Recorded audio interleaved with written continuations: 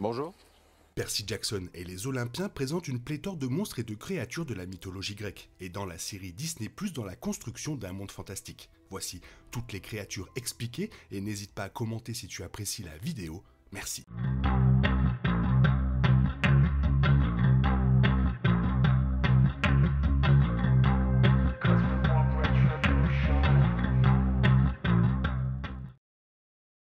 Les comparaisons entre Harry Potter et Percy Jackson ont toujours été répandues, en grande partie à cause des mondes fantastiques créés dans les deux séries de livres. Avec Percy Jackson et les Olympiens, le monde présenté dans le premier livre de Percy Jackson, le voleur de foudre, prend vie avec style.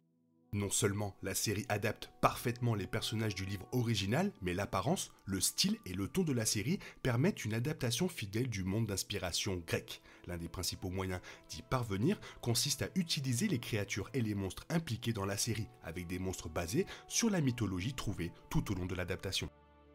Le premier indice, tant pour le personnage principal que pour le public, que le monde de Percy Jackson implique les créatures de la mythologie grecque, est fourni par l'observation d'un Pégase. Lors de l'ouverture de l'épisode 1, Percy raconte les moments de son enfance où il a repéré des indices selon lesquels il était de s'en mêler. Le premier d'entre eux se produit lorsque Percy est assez jeune et attiré sur le toit de son école par une mystérieuse créature. La créature peut être repérée de l'autre côté de la rue, sur le toit d'en face, un cheval noir ailé.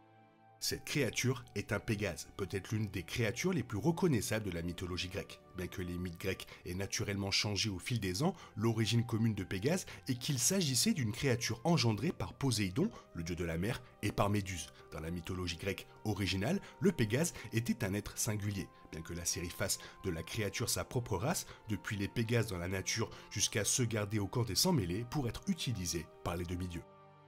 Une autre créature que Percy aperçoit très jeune est un automate. Dans la mythologie grecque, les automates étaient des êtres automatisés fabriqués à partir de pierre, de bois ou de métal qui pouvaient effectuer des tâches définies par les dieux ou d'autres créateurs. Des dieux comme Héphaïstos ou des inventeurs comme Dédale étaient deux des êtres mythologiques qui auraient créé des automates, ce type de créature étant adapté dans les livres de Percy Jackson. Compte tenu de l'incroyable fidélité de la série à son matériel source, les automates font également leur apparition dans la série. Peu de temps après avoir repéré le Pégase, une autre période de l'enfance de Percy est montrée. Percy est assis en classe et regarde par la fenêtre un rhinocéros mécanique géant qui marche péniblement dans une rue animée de New York. La brume, le voile magique qui sépare les mondes mythologiques et humains, fait bientôt penser à Percy qu'il s'agit d'un camion poubelle. Mais les automates sont réels et reviendront dans un futur rôle vital pour les histoires ultérieures de Percy. Alors que les rencontres de Percy avec Pégase et les automates sont montrées dans un montage, le premier véritable monstre auquel Percy est confronté est l'un des plus puissants de la mythologie grecque, une furie. Dans la mythologie grecque, 3 furies œuvraient pour punir l'humanité pour divers péchés tels que le meurtre. La série reprend ce concept et font des furies les exécutants des enfers, le royaume dans lequel les mauvaises personnes sont envoyées pour subir la damnation éternelle après la mort. Dans l'épisode 1, Percy rencontre l'une des 3 furies, Alecto. Alecto est initialement déguisée en Madame Dodds, la professeure de Percy. Après que Percy ait involontairement montré ses pouvoirs de demi-dieu en utilisant de l'eau pour pousser une élève de l'école dans une fontaine, Alecto se révèle. Madame Dodds fait pousser les ailes et les caractéristiques d'une furie, demandant à Percy où se trouve un objet spécifique. Percy la détruit instinctivement à l'aide d'une épée que lui a donnée Monsieur Brunner avant de s'évanouir, se réveillant en pensant que l'attaque était un rêve. Les furies restent une menace constante tout au long des 5 livres de Percy Jackson, ce qui signifie la même chose pour la série. Un autre des monstres les plus puissants rencontrés par Percy au début de son voyage est le Minotaure. Le Minotaure est envoyé pour attaquer Percy après que la vérité sur sa nature de sans-mêlés lui soit révélée. Alors que lui, sa mère Sally et son ami Grover se rendent au camp des sans-mêlés, leur voiture est attaquée par le Minotaure, avant que la créature n'envoie la mère de Percy aux enfers. Accablé par la rage, Percy utilise son épée pour couper la corne du Minotaure avant d'utiliser une corne pour tuer le monstre. Dans la mythologie grecque, le Minotaure était considéré comme un monstre mi-homme, mi-taureau. Alors que son corps était distinctement humain, le Minotaure avait la tête d'un taureau jusqu'au museau avec un clou et aux cornes enroulées. La créature était la gardienne du labyrinthe dans la mythologie grecque, résidant au centre du labyrinthe géant avant d'être tué par le héros Thésée. En tant que deuxième monstre remarquable que Percy bat, le Minotaure continue de jouer un rôle dans la série de livres, tout comme il en sera probablement de même pour l'adaptation de Disney. Comme Pégase, les satyres font partie des créatures les plus bienveillantes de la mythologie grecque. Le premier satyre vu est, en fait, Grover, le meilleur ami de Percy. Dans le monde de Percy Jackson, les jeunes satyres travaillent comme protecteurs, ce qui signifie qu'ils se rendent dans le monde humain à la recherche de sang mêlés potentiels. Lorsque les sang mêlés découvrent leur vraie nature, les protecteurs sont chargés d'escorter ces enfants au camp des sang mêlés, pour les protéger et les entraîner. En tant que tel, l'épisode 1 révèle que Grover est le protecteur de Percy. Les satyres ont une conception unique dans la mythologie grecque, car ils sont moitié hommes et moitié chèvres. Alors que le mythe grec va et vient quant à savoir s'ils avaient des jambes de chèvre ou des jambes humaines, les satyres ont toujours été représentés avec des cornes et des queues de chèvre. La série montre les satyres comme ayant des pattes de chèvre, tandis que leur moitié supérieure est humaine, à part les cornes au sommet de leur tête. Les satyres sont rarement représentés avec grâce dans la mythologie grecque, souvent montrés comme étant des amoureux de l'humour grivois et nuisible de la société grecque antique.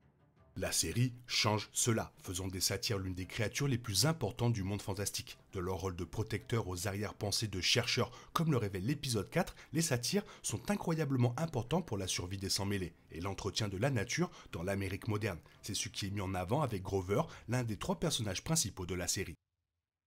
Comme les satyres et les minotaures, les centaures sont des créatures mythologiques grecques qui représentent un hybride homme-animal. Les centaures sont mi-humains et mi-chevaux, représentés comme ayant le torse et la tête d'un homme avec le corps et les jambes d'un cheval. Les centaures étaient principalement représentés comme étant aussi sauvages que des chevaux naturels dans la mythologie grecque, parcourant les terres en troupeau. Cependant, dans la mythologie grecque, un centaure était décrit comme beaucoup plus calme, stoïque et serviable que ses frères Chiron. Dans la série, Chiron est le premier centaure rencontré par Percy et n'est d'autre que Monsieur Brumer, son professeur de latin. Chiron s'inspire de la figure grecque du même nom, agissant comme mentor des héros au camp. Tout comme le Chiron du mythe grec a aidé à former des héros antiques célèbres comme Achille et Jason, le Chiron de l'histoire soutient ceux du camp et les transforme en héros capables de traverser seuls le monde dangereux des dieux et des monstres grecs. À l'arrivée de Percy au camp, plusieurs autres créatures du monde sont présentées. L'une d'elles est une nymphe des bois, également connue sous le nom de Dryade. Une Dryade est rencontrée par Grover au camp alors que le satyre se réunit avec le conseil. Dans la mythologie grecque, les nymphes sont des divinités mineures qui représentent des aspects spécifiques de la nature. Concernant les Dryades, ce type de nymphe représente l'esprit des arbres. Souvent, les Dryades étaient représentées comme étant liées à la force vitale d'un arbre spécifique, habitant les bosquets sacrés des dieux. L'un des anciens monstres grecs introduits dans l'épisode 3 est Méduse. Méduse est une gorgone, une femme qui a été maudite par Athéna pour avoir des serpents comme cheveux qui transforment les gens en pierre s'ils la regardent. L'épisode 3 explique qu'il s'agissait d'un cruel coup d'injustice de la part des dieux, car Méduse a été utilisée égoïstement par Poséidon. Athéna a puni Méduse pour les manières cruelles de Poséidon, faisant de cette dernière un personnage plus sympathique que beaucoup ne le pensaient au départ. Méduse a été tuée par Percy après qu'elle ait commencé à considérer ce dernier comme semblable à son père, souhaitant se venger du dieu de la mer.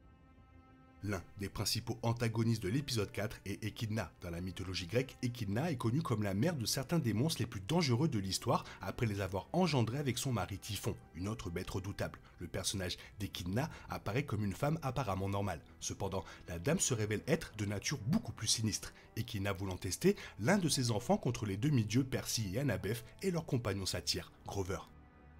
L'enfant monstrueux d'Échidna, qui sert également d'antagoniste dans l'épisode 4, est la chimère. Dans la mythologie grecque antique, la chimère était un hybride entre un lion, une chèvre et un dragon. Les pattes avant et la tête de la chimère étaient un lion, tandis que les pattes arrière et la queue ressemblaient respectivement à une chèvre et à un dragon. Dans le mythe original, on disait que la chimère faisait germer une tête de chèvre du cou du lion, ce qui rendait la créature incroyablement horrible à regarder.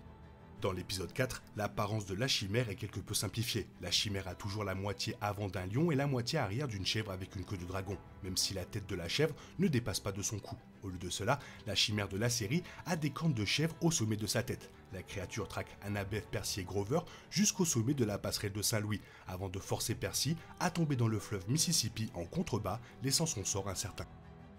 Tout comme les Dryades de l'épisode 2 étaient des déesses mineures de la nature, l'épisode 4 présente les Néréides, nymphes de l'eau, des déesses mineures de l'océan. Après que Percy soit tombé de l'arche de Saint-Louis, l'eau de la rivière en contrebas se précipite pour le protéger. Percy se réveille dans la rivière et est rencontré par une Néréide qui explique qu'elle est l'une des messagères de Poséidon. La Néréide calme Percy, lui permettant de libérer sa capacité à respirer sous l'eau, avant de lui dire que son père prend soin de lui. La Néréide est réapparue dans l'épisode 6 à Santa Monica. La Néréide apparaît beaucoup plus clairement maintenant qu'elle rencontre Percy dans l'océan, lui disant que son père attendait pour lui parler. Cependant, le séjour de Percy à l'hôtel lui a fait manquer le solstice d'été, bien que Poséidon ait laissé 4 perles à Percy afin que ce dernier puisse échapper des enfers. L'épisode 5 comprend les destins de la mythologie grecque. Dans le livre original, les destins sont repérés par Percy après son combat initial avec Alecto lors de la visite scolaire du musée où elle coupe une ligne de fil, indiquant la mort d'un demi-dieu important. Dans l'épisode 5, les destins sont repérés par Annabeth après la bataille avec la chimère à l'Arche. Les destins coupent une ligne de fil en regardant Annabeth dans la série, remplissant le même objectif que le livre et préfigurant la mort à l'horizon.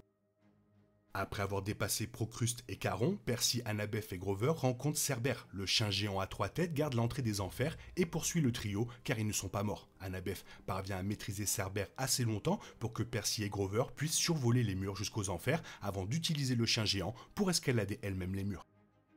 Bien qu'il ne soit pas intrinsèquement monstrueux, l'épisode 7 inclut les âmes liées au champ d'Asphodèle. Ces âmes sont piégées dans les champs à cause des regrets qu'elles ont eus dans la vie, que ce soit à cause d'un choix qu'elles ont fait ou non pas fait. Les âmes ne représentent pas une menace pour Percy, Annabeth ou Grover jusqu'à ce que Annabeth commence à être consumée par ses propres regrets. Finalement, Annabeth utilise la perle de Poséidon pour échapper aux enfers alors que Percy et Grover se dirigent péniblement vers le palais d'Hadès. Il y en avait vraiment beaucoup, mais c'est normal, ça rend le monde fantastique. Toi, qu'est-ce que tu en penses? Fais-moi part de ton avis dans la zone commentaire. Sinon, il est temps pour toi de reprendre le cours normal de ta vie. On se retrouve bientôt pour une nouvelle vidéo. Bisous bisous, bye bye.